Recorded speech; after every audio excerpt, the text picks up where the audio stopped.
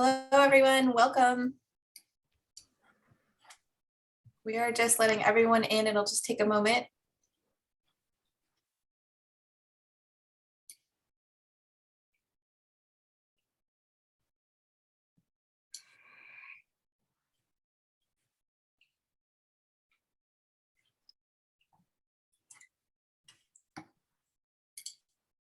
Hi, everyone. Thanks for joining.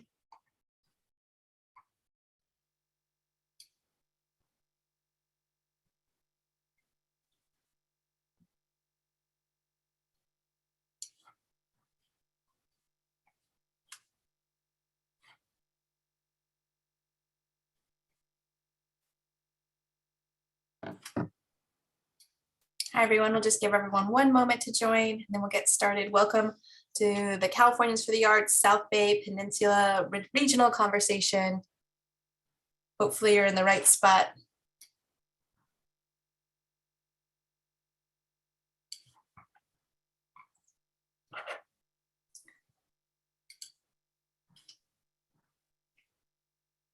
Yes, hi, Roberta. Thanks for introducing yourself. Everyone, feel free to introduce yourself in the chat, and feel free to include your preferred pronouns or acknowledge the Indigenous land where you reside, or share contact information or links if you'd like to connect with other folks in the room here.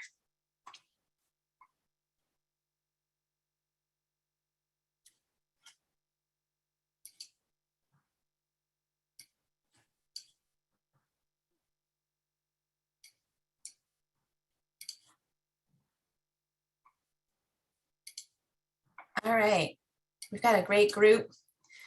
I'm sure others will come in, but we'll go ahead and get started. So we've got a lot to cover today. My name is Carrie Smith. I use she, her pronouns, and I'm coming to you from Peninsula on tribal lands, also known as Sacramento, and I am the manager of programs and organizational advancement for Northern California for Californians for the Arts. And to kick us off today and get us started, I'm going to hand this over to my colleague and also Californians for the Arts board member, Ron, to get us started. Great. Thank you so much, Cara. Welcome, everyone, to the 2022 South Bay and Peninsula Regional Conversations. Californians for the Arts is in its third year of providing this throughout the state. I'm Ron Murriera. I'm the Californians for the Arts board president and co-founding core group member of San Jose Arts Advocates in San Jose, joining you from the unceded lands of the Muwekma Ohlone in San Jose. I'd like to acknowledge right now our great partners who, without them, we wouldn't have this regional conversation. I want to thank Carrie Adams Hackner, who's the director of the City of San Jose's Cultural Affairs, which is now the Office of Economic Development and Cultural Affairs. Welcome, Carrie. Connie Martinez, who is CEO of Silicon Valley Creates, otherwise known as SV Creates, and Alexandra Urbanowski, Associate Director of SV Creates. Welcome, and thank you so much for your partnership. Also want to acknowledge Robin Rodrigues, Executive Director of the San Mateo County Office of Arts and Culture. Thank you, Robin, for joining us and for all those in San Mateo County. I also want to acknowledge the core group members of San Jose Arts Advocates who are also joining us and are part of the partnership. Right now, I want to turn it over to Carrie, who will provide us with an overview of the agenda. Carrie, take it away. Thank you, Ron. Good afternoon, everybody. I just want to thank you for your time and your engagement in today's conversation. We're going to be together for 90 minutes today. And this is going to be a very interactive conversation. We want to be hearing from you. We're going to first hear from the Executive Director, Julie Baker, on updates from Californians for the Arts and California Arts Advocates. And we're going to be doing a Q&A with you as well. And then we're going to hear some reflections from the field and talk about our priorities. So throughout these conversations, we're going to be having some polls. So we want you to interact and share with us kind of what you're working on, or what are kind of some of the challenges that you're facing that will help inform our advocacy work. And then we're going to be having some conversations around strengthening advocacy in our region. And then we'll have some information about upcoming programs and then we'll adjourn right about 1:30. So it's going to be a jam-packed afternoon. And again, thank you so much for your time today. And I am going to turn it over to my colleague, Kara Smith. Thank you so much, Carrie and Ron, for your leadership on our board. And I will just go over a little bit of housekeeping for us before we launch into the first section, which is updates from Californians for the Arts and California Arts Advocates. If you just see the next slide, please.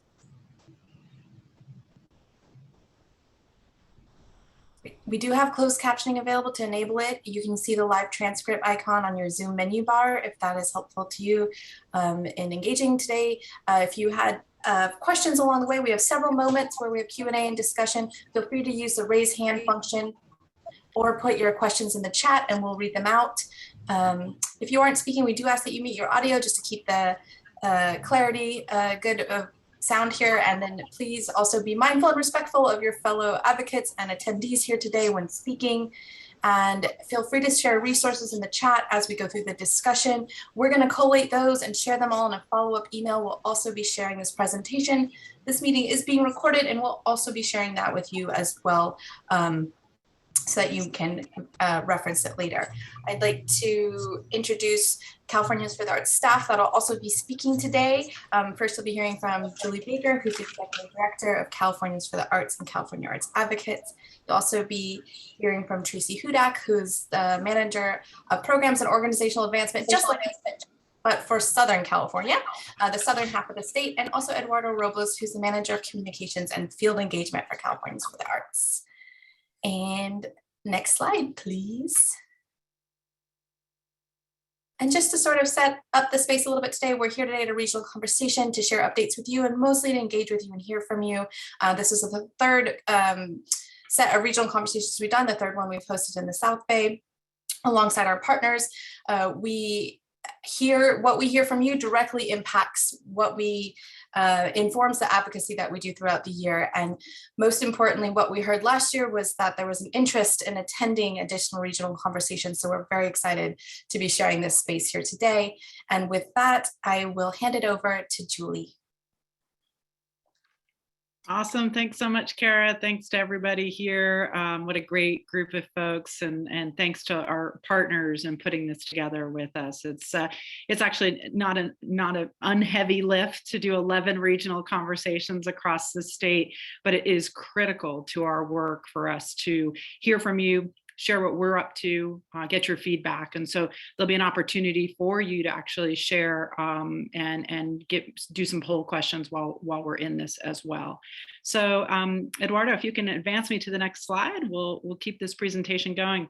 I think most of you who are here today with us know our organizations, but a brief overview. And before I do that, I should introduce myself. I'm Julie Baker. I'm the Executive Director of both of these organizations. My pronouns are she, her, hers, and today I'm coming from the unceded land of the Nevada City Rancheria Nisenan, otherwise known as Nevada City, California, about an hour outside of Sacramento. And our two organizations, we have a C4, which is the California Arts Advocates, and that is a lobbying organization. That is where we directly influence and persuade our elected officials to prioritize and invest in the arts, culture, and creative industries, and to support the workforce with legislation and to sustain us. In addition, we have our C3, which is Californians for the Arts. We really are almost like your advocacy service organization, where we hope to be a place where you can find the tools and resources you need to build your case making to be effective advocates, both locally at the state and federal level. And so through that, we do things like this. We provide webinars, we do surveys, we do all sorts of things. And we do an annual gathering called Arts, Culture, and Creativity Month, which you'll hear more about. So next slide. I want to start with who we are really at the core of our organization. We are committed and on a journey to be an anti-racist organization. I say it's a journey because we know that it's not just a statement that we have to release. This is a practice that we need to imbue and instill into every aspect of the work that we do. And we are committed to that. And we hold ourselves accountable, but we ask that you also hold us accountable. We do everything to be transparent in our work and in our processes. And we understand that we are all in this together to make this a place of where people feel safe to share. And also that we recognize and understand that we are working within 400 years of systems of oppression that have not made our access to programs and resources, both here in the state of California, accessible for all. So our job in representing at the state level is to ensure that equity is in every aspect of both what we fight for and in how we do our work. So we invite you on this journey with us, and please do hold us accountable. Next slide. So if I can take a step back to what feels like 10 years ago, but turns out was last month, is 2021. As someone said, I think Tomas Benitez on our board said, I said this was a very long week for 4 days, and he said it's been a very long year, and it's January 21st. But 2021, we had some really amazing victories in advocacy for the arts because of you, all of you, and the work that you did with us. As you mentioned, as you may have read, we've had over $600 million invested into arts recovery in this last year. We signed into law the first Creative Workforce Act, really exciting. We'll talk a little bit more about that. Because of your work, we saw advocacy engage by over 300% in our own organization, by people who are showing up for meetings with legislators, signing letters, signing petitions, doing these regional conversations, all the different ways that you engaged this last year. And we're so grateful for that. It really, truly makes a difference. And then we also saw our mayors, Mayor San Jose and others really stepping up in support of letting the legislature and the administration, both at the state and at the federal level, understand how critical it is for their communities to thrive, that we must have this investment in our sector. Next slide. And again, just some quick highlights. One of the ways that we also were able to make our case last year is because you all helped us with the survey. And I know we're all so tired of surveys. And so we won't be doing a massive one again this year, but we did last year.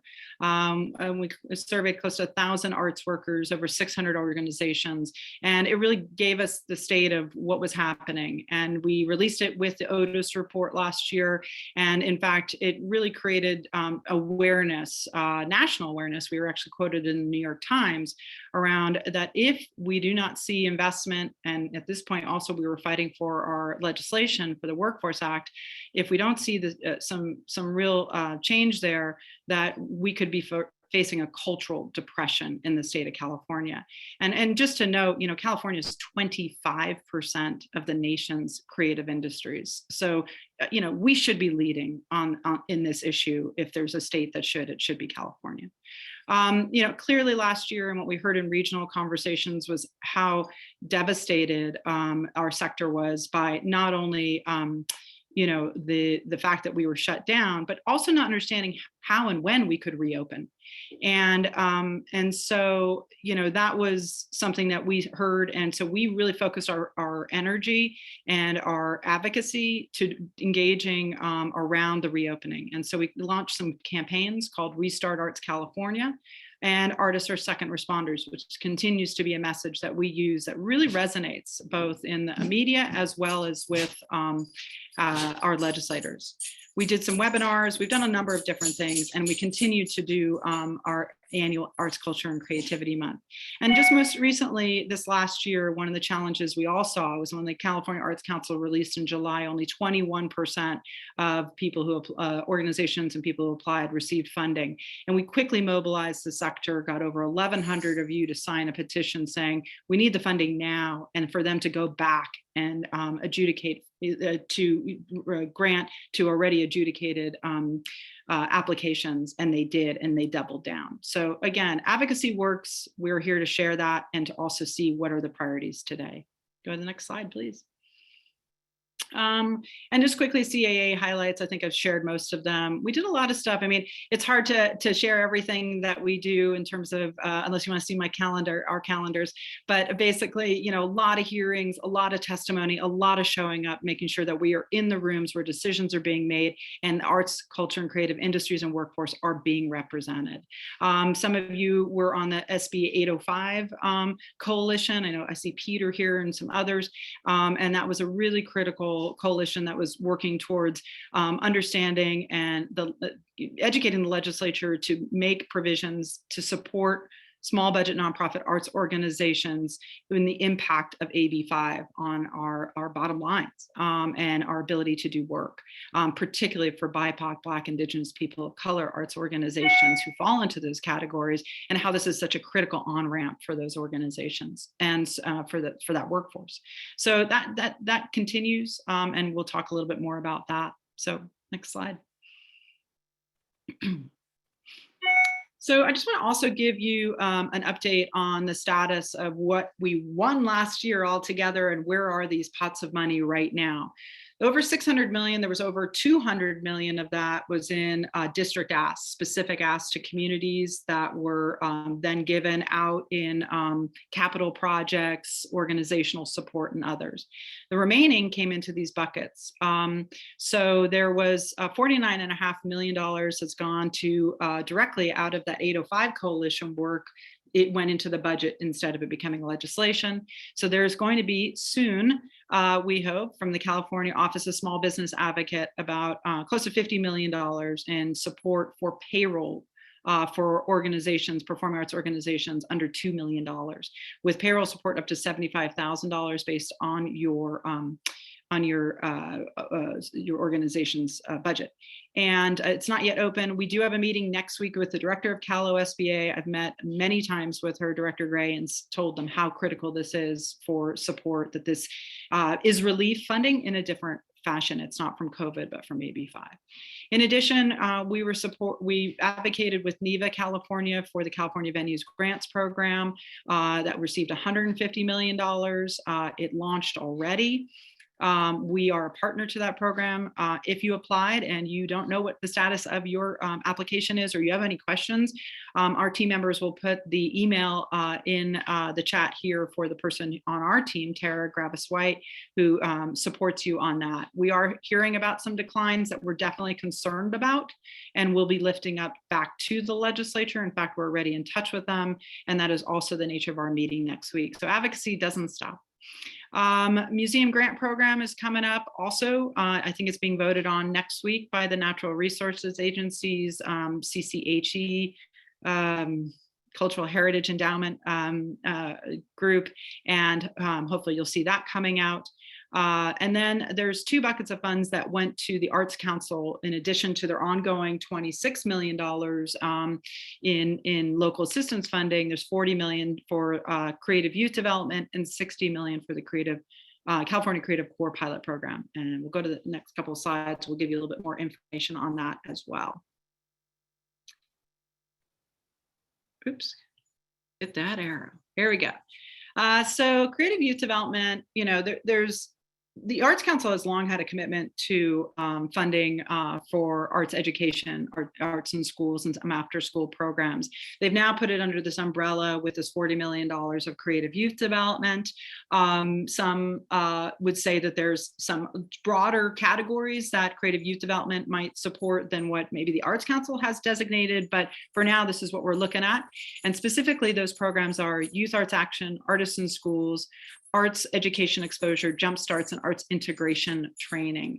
Some of those have already opened up as of January 19th, and others will be later this year in their session B. This $40 million is a supplement to the ongoing funding of $26 million for the Arts Council, and has to be expended by June 30th, 2024.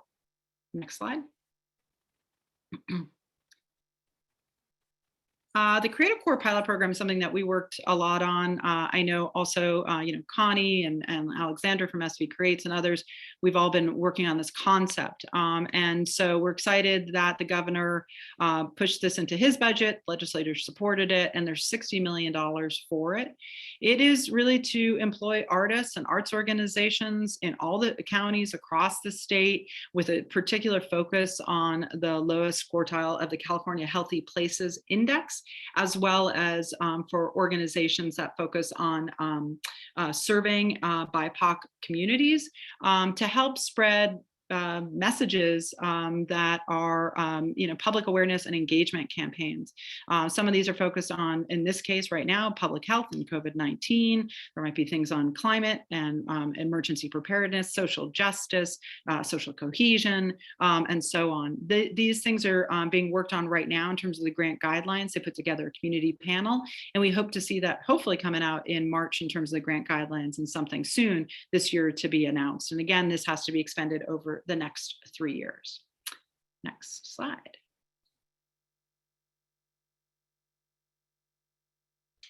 I also wanted to give you guys an update on federal advocacy. This is what's happening in DC, on the Hill, as they call it.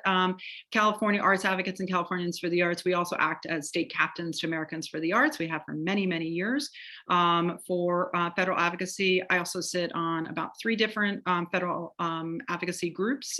So, because as we know, sometimes, what happens here then goes here and then goes here in terms of federal to state to local. So it's really important that we're showing up in those rooms as well. There are actually 7 pieces of legislation right now in Congress for the creative economy and the creative industries. Very exciting. And we have a one sheet on that was actually prepared by Americans for the Arts that I believe is on our website, and we'll be happy to share. But one of the ones we're really excited about is the Creative Economy Revitalization Act, which is short for SARA. And it is a WPA for the 21st century. $300 million is in that, is an appropriation ask for it. It was introduced by Congresswoman Leger Fernandez from New Mexico, and we were able, through our relationships and advocacy, to get Senator Padilla to be one of the sponsors on the Senate side. So very exciting. We also see this year the annual appropriations increase has been put forward both in the Senate and the House with slightly different increases. We've seen some work on the SVOG Extension Act, the Shutter Venues Operators Grant, so that extended those allowable expenses to 2023, some work on the employee retention tax credit, some letters going on around about that because it was taken out of the fourth quarter. And then, continued conversations around need for COVID-19 continued relief. You're hearing some about that. And then this week, we saw a really exciting hearing on the power, peril, and promise of the creative economy. And Representative Judy Chu sits on that committee, and we were able to reach out directly to her office to make sure that she had all the data she needed to see the impact of the creative industries right in her district. And that was from the Small Business Committee. So it just gives you an idea of the intersection of what we do at the federal level. And if you need information on that, we're happy to give you more. Next slide, please. I think the next slide is actually a quick video from Senator Padilla, who wanted to share his enthusiasm for our sector. Hello, Californians for the Arts. I want to thank you for gathering to support and uplift our creative community through this COVID-19 pandemic. Inspiring art enriches our lives and our communities. And California is a global leader in empowering artists of all backgrounds to tell their stories. But the reality is that creative workers were among the hardest hit by the COVID-19 pandemic, with more than 62% experiencing unemployment. That's why in October, I was proud to join a group of my colleagues to introduce the Creative Economy Revitalization Act. This bill will help bolster the creative economy by employing artists and writers to create publicly available art. Now, this measure will also support local artists who continue to feel the effects of the COVID-19 pandemic. California's creative economy is also a critical engine of our state's success, generating millions of jobs and billions of dollars in economic activity. As part of my commitment to the arts, I am also working to increase funding for the National Endowment for the Arts and National Endowment for the Humanities. Both endowments received an additional $135 million through the American Rescue Plan, a bill that I was proud to support. The ARP also delivered critical relief through economic injury disaster loans, the Paycheck Protection Program, and the Shuttered Venue Operators Grant Program. As we respond to the changing conditions of the pandemic, I'll continue to advocate for California's artists in the United States Senate.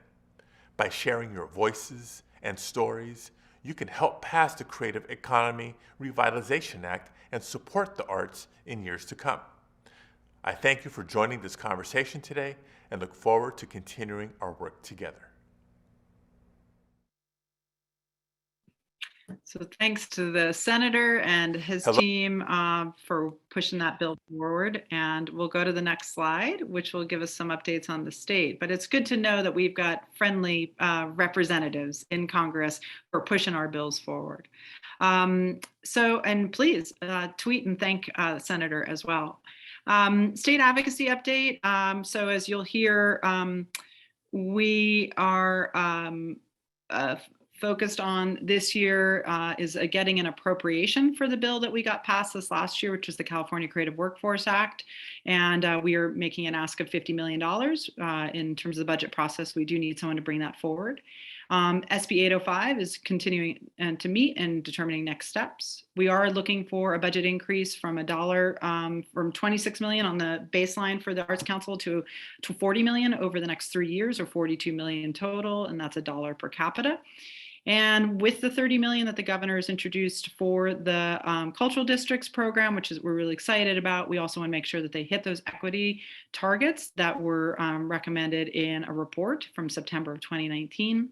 And I just quickly, I know I don't have too much time here. I also want to make sure that just mention the arts education ballot measure that has been brought forward by former LA Unified Supervisor, School District Supervisor Austin Butner, which would be an approximate $800 million from the general fund of the budget every year to support arts education in our schools. That's in the beginning stages. It needs a million signatures. We're following that and have already met with their team, and we will keep you informed of how you can engage if that's of interest to you.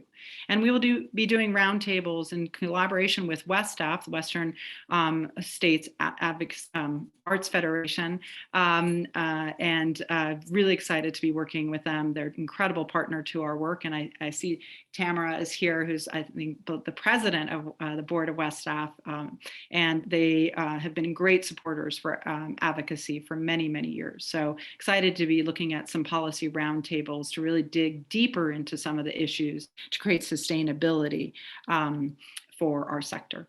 I'm going to go ahead and skip over the next video just because I want to keep things going enough that we actually have the time to get some conversation going. But you'll see this video when you get a chance. Oh, I don't know if we can.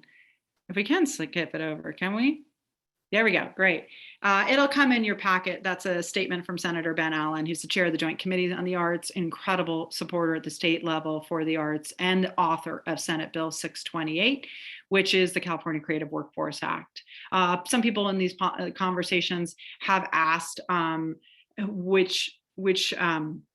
what's the difference between this and the Creative Core pilot program? So we wanted to just highlight the difference in terms of the Workforce Act, which is really exciting in that it declares that creative arts workforce is a state priority. This is the first creative arts bill in the United States from a state. And a lot of time legislation is language, and it is language, it's words. And it is really critical that you socialize this, that we actually build this as the message that arts workers are a priority for our state, because we are 8% of the state's gross domestic product. We should be prioritized because we make a critical difference for the state to be as successful as it is. And this program would actually create two different buckets buckets of potential grants. One would be earn and learn job training programs that provide living wages and last between 12 and 24 months. The key wording there is living wages. This is was a really critical piece of what we were advocating for this legislation, as well as an emphasis on diversifying the creative workforce and addressing the people who've experienced racial and economic barriers to entering the workforce. So we're really excited to see this moving forward, and we are hopefully you'll join us in advocacy to see an appropriation made this year. Our goal is $50 million, which would get us about 1,000 jobs to get this off the ground. So stay tuned for more information on how you can support that. Next slide.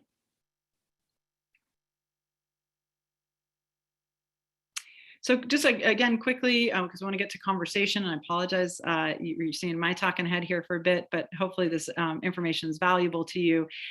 This is, the governor releases his budget in January. It's the beginning of the budget process. And these are the specifics in the budget for arts and culture. The one is that the California Arts Council budget in his budget proposal has not increased from anything from 26 million. It stays the same, however, but he did put it in the 30 million for cultural districts over 3 years, which includes the 14 pilots, but also an expansion of the program. There's also just under $200,000 for the California Poet Laureate programs. That's a mouthful, sorry. And also, this is really exciting, a new program of $50 million wouldn't go through the State Arts Agency, it would go through the State Parks Partnership for grants to artists and arts organizations to facilitate art installations. But those art installations are not just, statues. It mentions performances. It mentions 3D work. And very much, lifting up voices again that we have not traditionally heard from. We want to make sure that that it's culturally rich in terms of who lives here in the state of California. And so we're excited to see that program, and we definitely support it. And then there's also almost $1 billion, that's right, 1 billion in the budget for arts education, but this is particularly for arts enrichment programs after school and summer for K through 6. So we're keeping a close eye on that with our partners at Create California, which is the advocacy organization that focuses primarily on arts ed, whereas we have that as absolutely part of our strategic policy and advocacy framework, but it is not our leading issue as it is for them. Next slide. And just quickly, again, I just want to, I think it's really important to understand how things work when you're in an advocacy situation, whether that's at your local, state, or federal level. At the state level, what we've experienced right now is that we're in the January part where governor's announced, now goes to an analysis in the legislature where they'll go to the subcommittees, they'll start talking about it, they'll review it, they'll ask the Arts Council or the state parks to show up, defend it, Department of Finance to defend it, and then the legislature gets to put in their priorities. What do they want? And that's where we'll hope the ones that we have assessed, which is, the increasing to $1 for the arts, because again, one of the issues with the Arts Council is that we all know that these one-time funding, these special projects are great, but what most of us need are ongoing support, right? And we need it for that general support to keep the programs that you're already doing that are so beneficial going. So we need to grow that pot. As the process continues, by May, the governor, we do April's Arts, Culture, and Creativity Month. It's perfectly timed in order to make sure that you're meeting with your legislators during that moment and before the governor makes his May revise, which is now the revision based on this back and forth with the legislature. And then when we get to June, which is in our next slide, I don't know why I pause. I know what happens in June. In June, by June 15th, the legislature has to come together with a budget. Otherwise, if they don't get paid. And then the governor has 12 days to veto or sign that, or sort of like take pieces in, take pieces out. And then you kind of get through the final, bits and pieces as we get into the end of the year with what they call trailer bills, where they get into more specifics of how those programs will be delivered. So that gives you an idea. Just go to the next slide. I think we are now at the point where I get to stop talking, or maybe I keep talking when I answer your questions. So hope that was good overview and helpful to give you a sense of what we do, but also what's happening at the state level. Thank you. Julie, we do have one question in the chat from Stacy. At what point should we be advocating for budget funding? So, at this point, it's still very early in the process. What we will start doing is alert you to when there are budget subcommittee hearings that hear the specific items that are in the arts, where you can call in and say, I support the 30 million for cultural districts. I support the 50 million, this and that. Our goal then also will be to get someone to introduce the dollar for the arts, as well as the funding for SB 628, the California Creative Workforce Act. Once that, we might likely will be needing your support and coalition letters from arts organizations for that. We're going to need letters going into your officials, that sort of thing. So it's going to start happening probably more like March, but Stacy, the best thing that you can do is really sign up for our e-list, so you get our action alerts, and we will. And when we send action alerts, I always say this, which is, we're not just doing it for fun. It's because it's the time. We need you to make that happen. And I can assure you, they do look in all those offices. They will note how many letters, how many phone calls, how many emails they get about a subject. And I can share with you that when we went to the governor's, we had several meetings with the governor's office last year with the budget items. And by, I think it was early June, they said, okay, we know. like we're hearing from you. And that makes a difference because they are elected. So thank you for that question. And thanks for supporting us and doing all of that. We have a raised hand, Paul Soto. Thank you. Thank you very much for that report. My name is Paul Soto. I'm a sixth generation Chicano and also a California Native Mission Indian. My people built the Mission San Diego. We were the first ones to come into contact with colonization in 1769 via Universera. And it was my advocacy that took down that Ballot statue. And the original name of the Ballot statue is actually raising the flag. And so while I appreciate you discussing racial equity and like all this nice sounding stuff, I can tell you for a fact that my city and the Arts Commission disrespected me. They disrespected me. They disrespected my people by centering and saying that the reason why that statue is going to come down is because of graffiti and because a lot of violence happens around that statue. The violence that happened around that statue is nothing compared to the decapitations that happened that were ordered by Governor Peter Burnett. It's all in his document, in his inaugural address, January 6th of 1851. And so there's and the reason why there's this ignorance around California history is because of California pioneers. They think that their boss, Clyde Arbuckle, has made a mockery of history in San Jose and California history. Okay, so you have these organizations that have an air of legitimacy, but in fact they are vicious because they deny California's history. And the way that we express history is through art. That's why it was so critically important to me, because I don't speak Spanish, because in the 1940s and 50s, they used to beat the children, the Mexicans. They on par with the Catholic boarding schools. They used to beat them. I don't speak Spanish because of it. Spanish was forbidden in my house because they beat it out of my mother. Okay, that history, that savage history has not been allowed here in San Jose. The redlining policies. I grew up in the worst redline district in San Jose, D11. That's the Horseshoe. That's Bebrack Park. But yet now, Willow Glen, who's the author of the redlining map of 1939, now they are going to absorb the Horseshoe. You see, so there's this dissonance that is experienced within the context of these because white Anglos are running the show. Okay, and when people like me try to come up to the fore with the history, yes.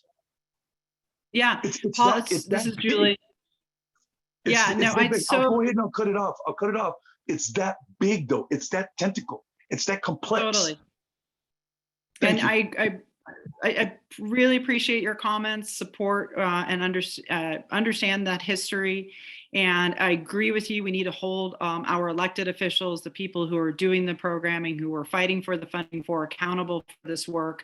I totally agree that it is the arts that helps to bring us together, and to tell these stories and how important that is. So I thank you for your comments. If anyone has any questions, otherwise we can go on to the next part. But I see Harini, did you have a comment or a question about the piece that I just presented? Yes, absolutely. I want to reiterate that I'm grateful to organizations like Californians for the Arts for lifting up, people of all backgrounds. I'm a woman of color, and I am proud to be part of my local San Mateo County Arts Commission, to serve on my local commission and to represent the voices of people of color. And I urge every one of us who is interested in being an arts champion to do so themselves, because I think there are opportunities for us to get engaged and involved and make a difference. So I just want to lead with that. But one of the things that I wanted to ask you is the thing that I look forward to most, and Julie, you know this, I love both Californians for the Arts Advocacy Week. That was one of the most beautiful experiences, where we had Native people coming and sharing their stories. We had people of all backgrounds coming and performing their arts in such a beautiful, cohesive way. I don't know with Omicron if that is possible, if there's a virtual week.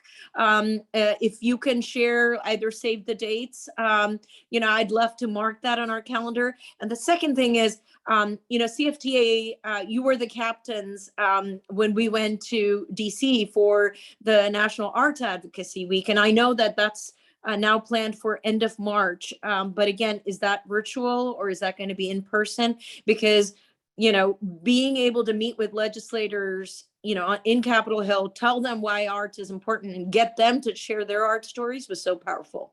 So those are my two questions.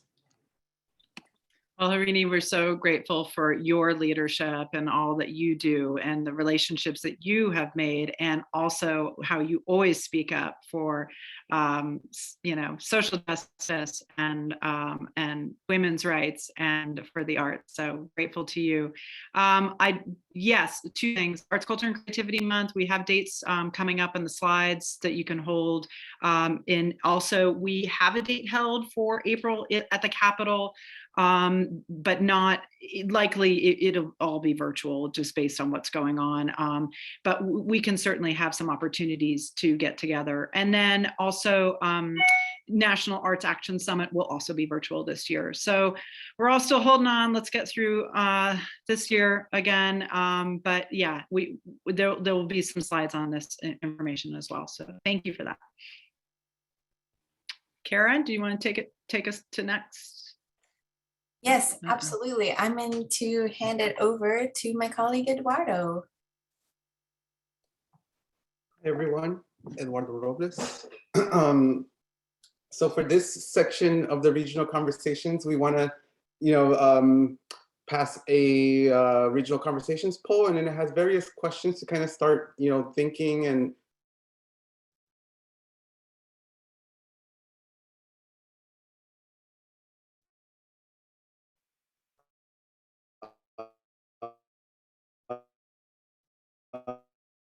5 minutes, start survey, and then if you don't finish, we would really appreciate if you come back to it. This information is we're really, kind of assessing it and talking, and it's going to shape a lot of, of our work.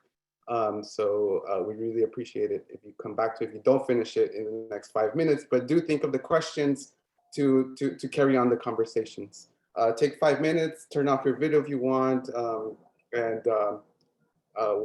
we'll reconvene in about 5 minutes. Kara or Tracy, are you going to put that in the chat, the link? Yes, the link is in the chat. And if anyone has any issues with that link, please just let us know. I'll repost it. I don't see it.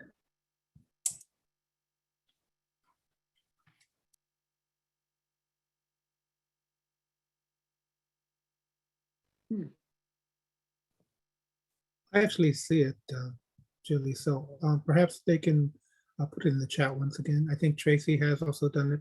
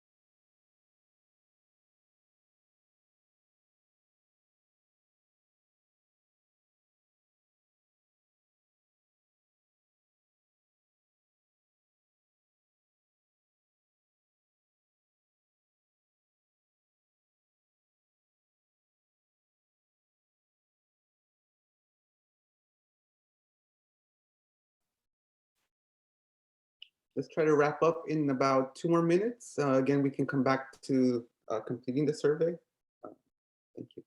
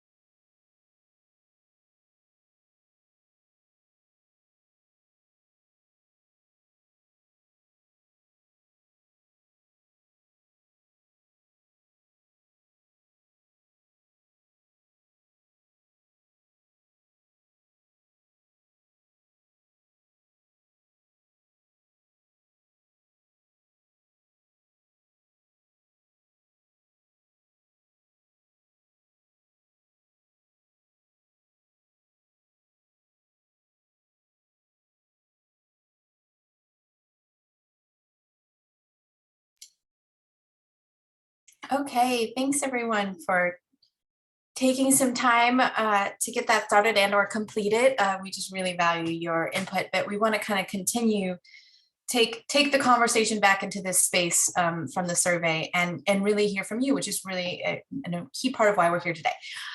So we were hoping that we could engage you in a little bit of conversation and thinking through your priorities and challenges as you experience them, and wondering what are your current needs or priorities? What do you feel is really facing you most in your advocacy or in your work and in the arts field? And this can be related to operational funds, to the types of resources you're looking for, advocating for, or would like to be advocating for in your community or for your organization. We just wanted to open the conversation up. Please feel free to raise your hand or put questions in the chat.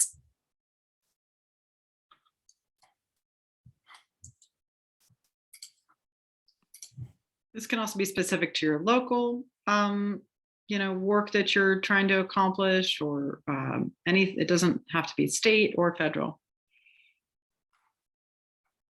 So the question is, what are your current needs or priorities in the work that you're doing for arts and culture? I know that there are people with opinions. Great. Yeah, Stacy, please. Also, if you're not someone comfortable speaking up, you can please put them in the chat. We get a lot of good comments there. Chris, I see your hand up, but he just walked away. Come on back.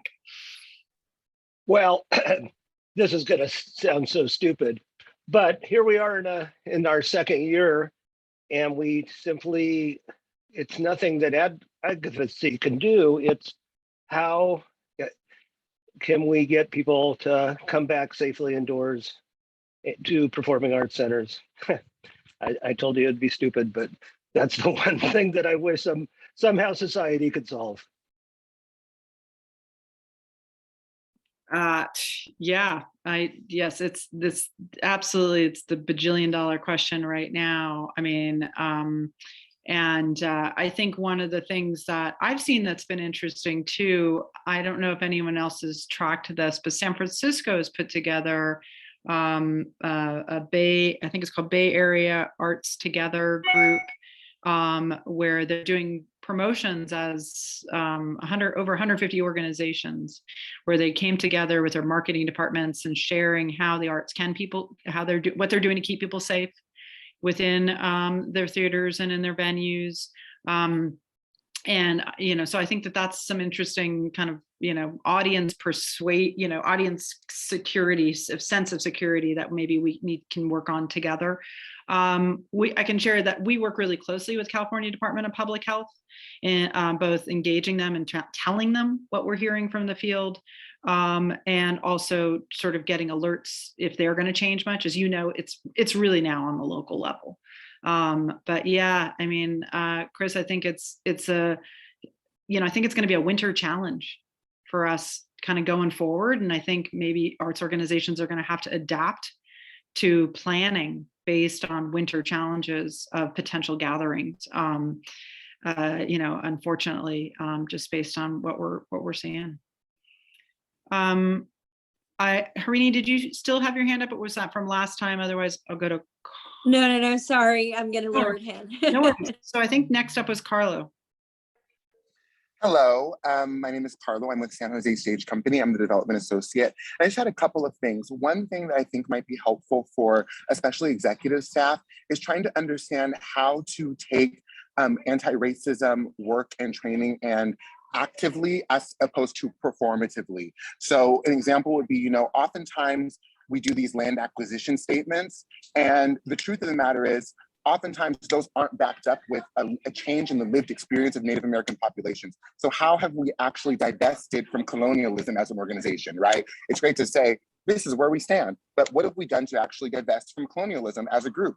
Also, what have we done to affect and support the lived experience of the Native Americans whose land that we have stolen, right? Things like that. So I think part of the issue is executive staff don't really understand, and board members, things like that, don't really understand how to take it to that level and what things they can do to make that happen. So having a little bit more training that's available, because these consultancies can get expensive, and I love giving people the money they deserve for the hard work that they are doing. But sometimes organizations can share the brunt of that. So maybe trying to facilitate more collaborative training for executive staff and boards across multiple organizations, and with an emphasis on what is performative and what is actual affecting the lived experience and what is anti-racist and what can we do effectively. That's one thing that I think we could have a lot of help with overall as a community. The second thing would be oftentimes funders are asking for specific things that we are doing to be anti-racist, to help yada yada, and what they don't come back with, and we try and put in exactly what we're kind of referring to and what we think we're doing. And then sometimes we don't get funded and we think, oh, we're doing exactly what we thought was on the right track. And no one follows up and says, well, that was a great idea, but this is what's missing. Do you know what I mean? And I think that will be helpful as well. And I know that the resources in funding and in grants are limited. And so sometimes it's hard to have someone follow up with that, but we are all, many of us, I'm not going to say all, many of us are really trying to put ourselves on the right track, and we're not being told what's off that track. And we would really love to be better on the track, but we don't know. So, and then we see other, things that do get funded and we're thinking, well, that looks great, but we don't really know what is that thing that's missing from what we are trying to do. And I think if we were more communicative on what those little things are, we would all be on a better track on to the road to the success and the goals that we all have as a community. Thank you. Carla, those are great comments. Thank you so much. And all of that was definitely captured. And I think it's interesting too to understand from the funders' perspective as well. Like you're saying, what are they truly looking for, and how much is what they're doing performative as well, and versus action. So I think it's all of us, on this journey together. But absolutely, thank you so much for all of those comments and noted. And I'm sure the funders and everyone else in this room was hearing from it as well. Anyway, Hugo. Everybody. Hi, Julie. Thank you so much for all the summaries and everything. It's been really great to hear what's going on. My comment is, I think around the workforce development portion, I think SB 628, that's really interesting to me to see sort of what happens in that. I think particularly around here in the South Bay, right, and in San Jose in general, very, very tough to live here. Housing costs are, skyrocketing, rent is skyrocketing, all that. Healthcare, right, is really becoming very expensive. And so in our programs, I can just speak for that, but I think it's happening around the city and around this area. It's been difficult to find staff to work in our programs, and to have a team that can live here. I love that comment that you made about living wages. And to me, that's tied to so much of that. It's tied to AB5, it's tied to COVID, it's tied to housing costs, all these things. And how do we work through that, particularly for this area in the South Bay? I think it's very important, that portion. So for me, I think that's one that I would say is really an important issue for us here moving forward. I've already seen a bit of a shortage this year in the arts ed programs that we run through San Jose Jazz, and finding staff for those programs, which is also connected with local, colleges, universities, and things like that, and sort of the struggles challenges that we've had due to COVID there. So anyway, that's just my comment. I appreciate, thank you so much for having this conversation. Thank you all for your advocacy and your leadership. That's great. Thanks, Hugo. It's really helpful to hear also, what are the things that are really impacting. We're hearing this across, we're not surprised, right? Which is staffing, being able to afford to live in the communities in which they want to work and serve, health, the rising costs of all the things that are happening here. And those are things that we can be advocating for with other industries. That's not just impacting the arts, obviously. So I think that's really important to hear, and thanks for that. I thought I saw a hand, a physical. Roberta, I saw the analog hand. The real thing. Yeah, well, I'm still trying to figure out where to find funding for staff. We're just ambling along with volunteers and contractors. And I would really like to have some regular people to do the jobs. And I just haven't figured out how to get the money to pay them at all. So that's what we need. We need bodies that we can pay. And yeah, living wage, I mean, 60K a year is poverty in this county.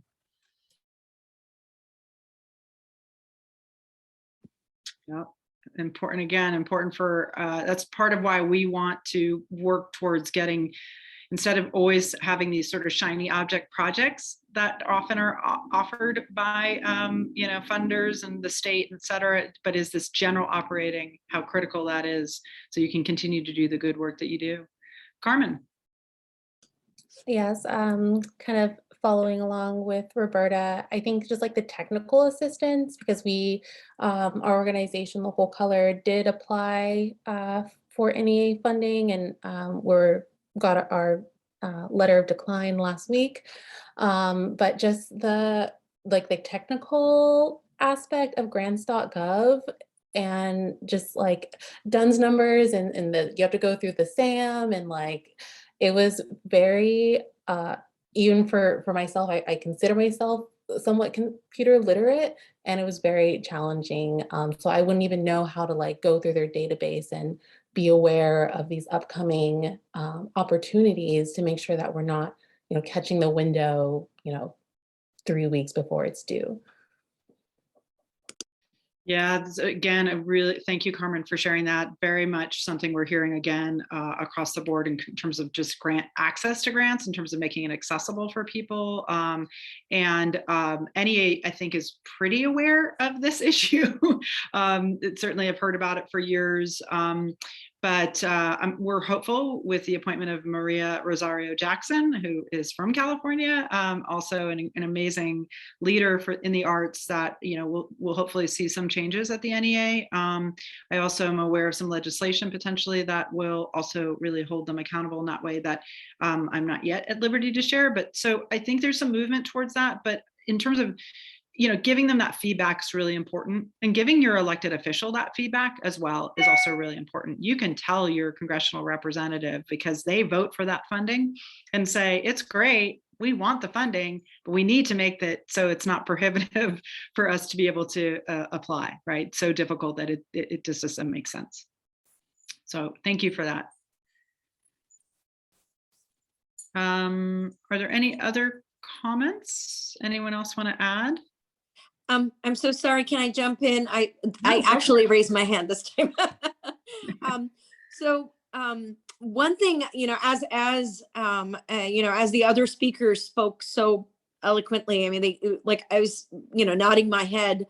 A lot of arts and arts organizations in San Mateo County, when we ask them what is their number one need, it is space, it is housing costs are driving them out. So, something about a round table, possibly with housing advocate organizations. There are so many here, right? Of how do you, how to find, solutions so that these artists and arts organizations, are not leaving San Mateo County because of rising, rent and housing costs, right? How do you, what are solutions that we can offer them? It would be great. I mean, and not county, I'm talking about, so it would be great to have a roundtable of sorts. That's one. The other thing, as Carlo was talking, that was so incredibly passionate and spot on. We are going through our own, our incredible San Mateo County Departments of Arts and Culture, Robin, Mara, Judah, them in, with the cultural equity, our cultural equity process. And we have a cultural equity workshop next week. But I'm thinking about, when Carlo talked about, what does authentic, equity look like? What does cultural equity look like from people who are, who can truly speak to that from lived experiences? It would be great if, I don't know if you already have it, but like a resource where that we can, we can have of speakers, of consultants who can speak to that. I'm thinking of Ron Morera, who is part of CFTA, who has done so much on equity and lifting up, right, marginalized communities and voices of color. I'm thinking of like I'm almost thinking of like a clearinghouse of speakers who can speak to equity and provide advice and counsel and guidance. That I don't know if you have that already, Julie, but it would be great to have something like that. We do have, no, thank you. We don't certainly have a comprehensive resource of that. I know the Hewlett Foundation has some of that. There might be others who can add some into the chat here as well. We are actually working with a wonderful collective out of Oakland, Starline Collective. We're really excited to be working with them for our own organizations. We do have a section on our website, an anti-racism resource section. It's certainly not, nothing is ever entirely comprehensive. And so there's always more to be added. So yeah, I think it's great to hear this feedback. And I'm sure there's others who are hearing this who also have the means to pull things together as well in that way. So thank you for that. And it looks like Alexandra's lifted up Center for Excellence in Nonprofits has a roster of consultants in equity work. And Tracy has put in some our anti-racism resources section. So yeah, thank you for that. This is awesome. We'll definitely share this with our networks. Thank you so much. Thank you. Kara. Julie, I just wanted to pick up a few things from the chat. I know Alexandra had a question about an update on the Creative Workforce Grant Program development. You mean the bill? The California my question is about the already approved program. The CAC had assigned these committees in different communities to advise them on the development of the program. Yeah. Is there an update on when that grant application will be released? I believe they're going to, I don't quote me on this, but I think they're going to talk about it at their March 5th meeting. I think the grant guidelines will be presented there. I'd have to look back on it. It says sometime in the beginning of 2022, we'll see the grant guidelines. So my hope would be by the end of the first quarter. So maybe by April, we'll see those coming out. But I know that the panels have met. Thank you, Julie. Yeah, you bet. I do see a hand up, Aza. Hopefully I'm saying your name right. It's fine. Hi, my name is Asia Simmons. I'm actually a consultant at Center for Excellence of Nonprofits. I am also the president of Bay Area Emerging Museum Professionals. I see a couple of familiar faces, so hello everyone. Just because Center of Excellence Nonprofits, has been noted a couple of times, I could put in a link to upcoming trainings, and I put in the chat, we do give BIPOC discounts, especially if your staff is about 95% BIPOC, if you're BIPOC led. And we've done consulting for a couple of organizations like San Jose Quilt Museum, Opera LA, and a couple of other arts foundations and such. So if anyone has any questions or if you want to connect, I'm in the room and I'll be glad to put our calendar of events in the chat as well. That's fantastic. How wonderful you're here. Thank you. And yes, more resources that you can add into the chat. We will share those with you in our follow-up email for everyone who also registered but is not able to be here. You're welcome to share those as well. So put it all in the chat and we're going to capture that and follow up with everyone as well. And Roberta, I saw you mentioned something, put a link in there as well to the performance and the stuff that you've done as well. Mm-hmm.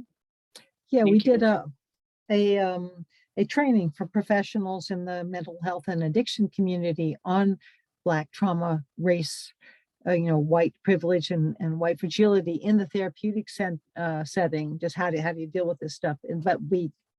It's a really rich training, and it includes this incredible dance with a Black man, white woman on the history of racism, and they are performing it here and there. It's had a really wonderful reception, so we would love to have this more widely available.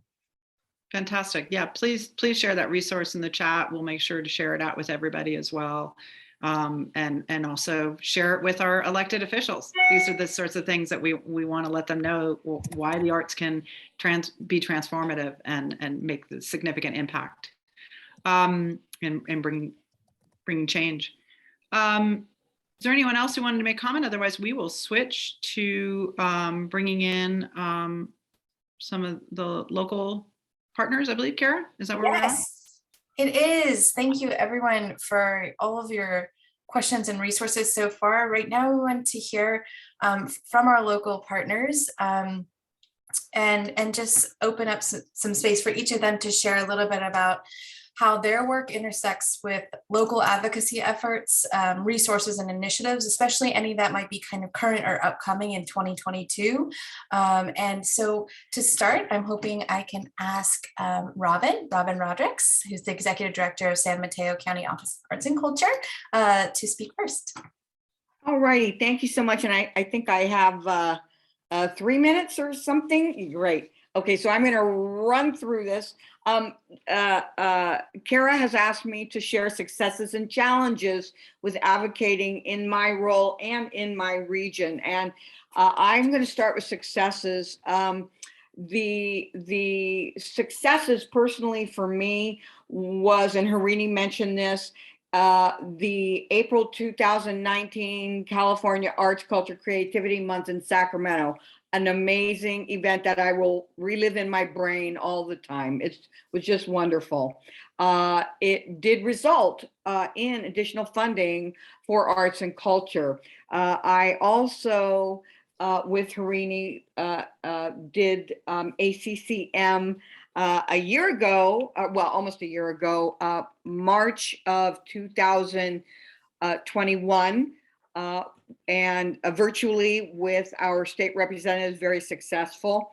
Other successes are we created a San Mateo County advocacy toolkit for arts organizations. It includes local information and on advocacy, as well as state information from Julie and the Californians for the Arts. And we hope to be offering an advocacy training later in 2022. We did it back in 2018, I think, and it's time for us to do it again. And then another sort of major success, which was about, things don't happen overnight, but about a 4 or 5 month process of advocating and lobbying for a Office of Arts and Culture to be added at the County of San Mateo government. And that actually happened late May 2021. And hence here I am. And thank you to my commissioners who are all zooming in, Edward and Jeannie and Harini. Challenges real quick, I'll just wrap up. For me personally, as a local government, I can't lobby. I can't advocate for lobby for bills. In other words, that's lobbying. But I can advocate strongly, like going to Sacramento, like writing and speaking with our state representatives and county supervisors. So that's a challenge because I would love to lobby for specific bills, but my boss gets very irritated if I do that. I see other challenges. I see part of my job is to continue encouraging and convincing small organizations to really step into your power and advocate. You do have power. It just takes using your voice. It helps, and I'm wondering if we shouldn't do this in San Mateo County. I've been thinking about this the last couple of days, to start a local advocacy group like San Jose Arts Advocates, which was founded by our own Ron Muriera. So I'm wondering if we shouldn't do that somewhere in San Mateo County. I would remind you lastly that you are not alone. You don't need to advocate alone. I recommend partnering up with complementary or like organizations. There is power in numbers, and never forget to reach out to your cities and counties in addition to your state officials, because I'm always badgering my supervisors for additional funding, sometimes successful, sometimes not, but you need to keep in communication with them. I would also recommend for arts and culture nonprofits, my supervisors in my county particularly like this, drop off brochures, mail them a flyer for an event. I think that's a great way to begin your advocacy. So that's what's going on in San Mateo County. Stay tuned for an advocacy training later in the year from us, and reach out to me if you have any questions. Thank you, Robin, so much. And while you may not be able to do a lot of lobbying, you're doing a lot of great advocacy work. You just mentioned a lot. So thank you for that. In the interest of time, I'm going to pass it over to Californians for the Arts board member and Director of Cultural Affairs for the City of San Jose, Carrie Hackner.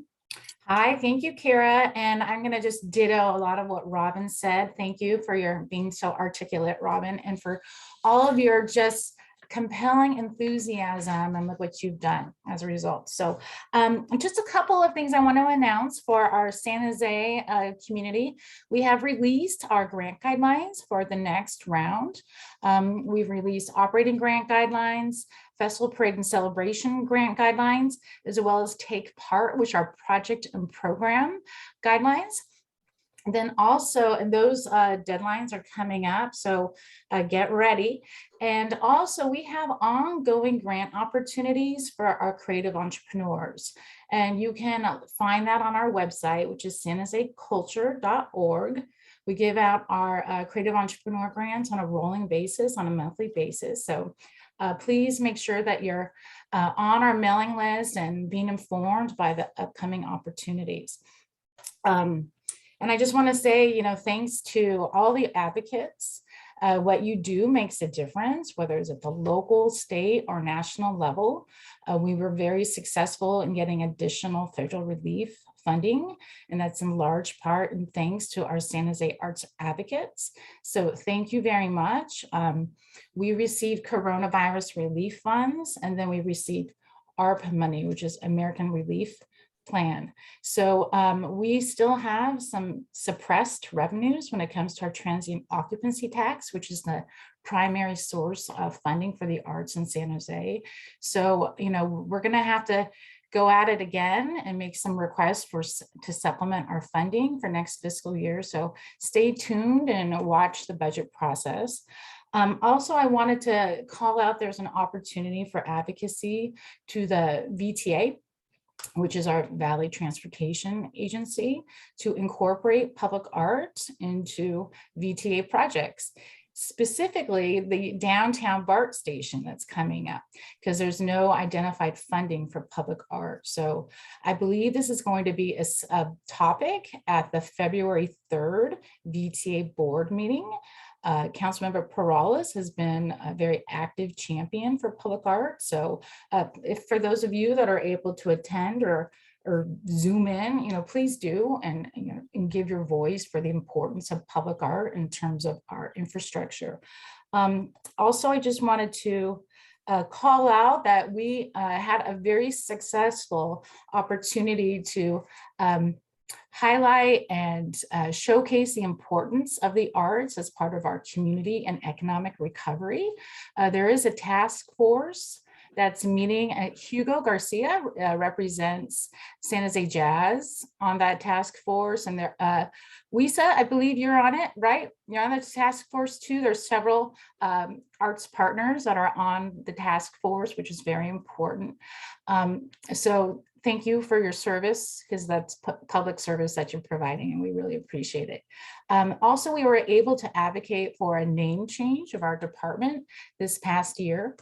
It went from the Office of Cultural Affairs is a division of the Office of Economic Development, and we changed our name to the Office of Economic Development and Cultural Affairs in recognition of the increasing importance of the arts in San Jose, both in terms of our economic recovery, but also our community recovery. I think that's a really fundamental thing that we need to continue to advocate for, is, you know, the returning from social isolation, right? And so, Chris, back to your point, you know, we need to get people in theaters, we need to get people back together again. So I think that's just a really fundamental part of our articulating the need for what we do. And I just want to say thank you to everybody. And I'm going to Also just tease that we have a very exciting announcement coming from our office next week. So if you don't already follow us on social media, please do, because we're very excited to announce some new team members that are going to be coming to our office. Carrie, thank you. That is very exciting. And I know you mentioned some really great opportunities that are relevant in the near term, and we'll make sure that we send that information out to those who are in San Jose area and interested on this call. So thank you again. And now if I could pass it to Alexandra Urbanowski, Associate Director of SV Creates. Yeah, I'm here. Thank you. Well, SV Creates, as many of you know, serves as the Arts Council for Santa Clara County. So it is a pleasure to be partners with Carrie at the City of San Jose, with Robin in our adjacent county, and with the Californians for the Arts at the state level. So we have, over the past 2 years, been working closely with all of those entities in advocacy at the state and local levels. And I think we all are so grateful for all the partners that we've had and the progress we've been able to make. So I just want to add a couple of things from the county, specifically the Santa Clara County perspective, beyond what Carrie shared at the city level and we've heard from the state level. We were fortunate to be able to advocate with the County Board of Supervisors to backfill the lost county TOT last year, so that the grantees in our Santa Clara County portfolio did not have to take a hit in reduction in operating grants. So we're really pleased with the County Board of Supervisors and the county executive staff for being very supportive of the arts during this COVID time and the COVID recovery. So we appreciate all the Santa Clara County-based artists and arts leaders who helped us with those advocacy efforts and coming together around all of that.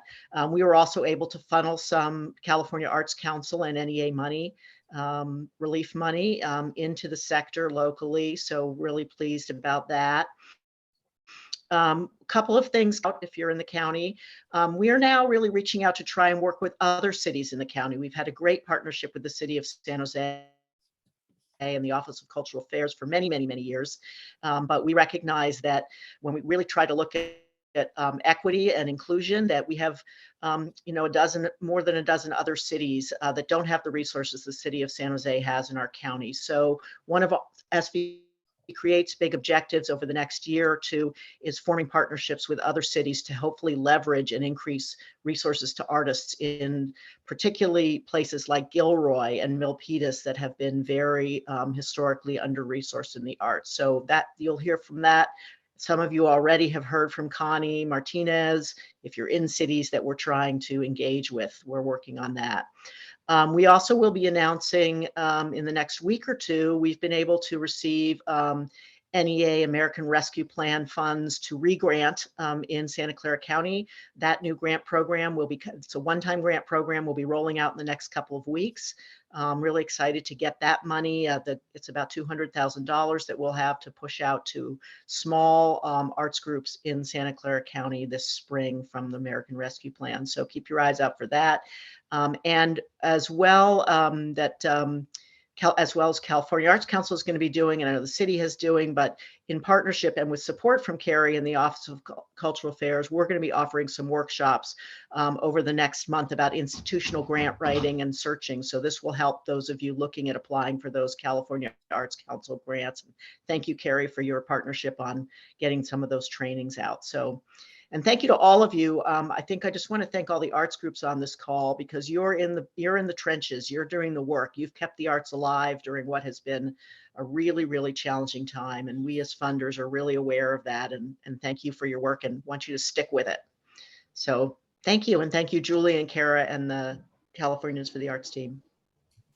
Thank you so much, Alexandra. And I did put a link to SV Creates in the chat in case anyone wants to check out those workshops and other resources that Alexandra mentioned. And then in our last couple minutes here, I would love to pass it to California for the Arts Board President and member of San Jose Arts Advocates, Ron Moreira. Great. Thank you so much, Cara. And thank you to everyone for joining us this afternoon. It's been a very great and productive conversation. Representing San Jose Arts Advocates, thank you so much for the recognition, Robin, but it's not just me. I'm just an idea person.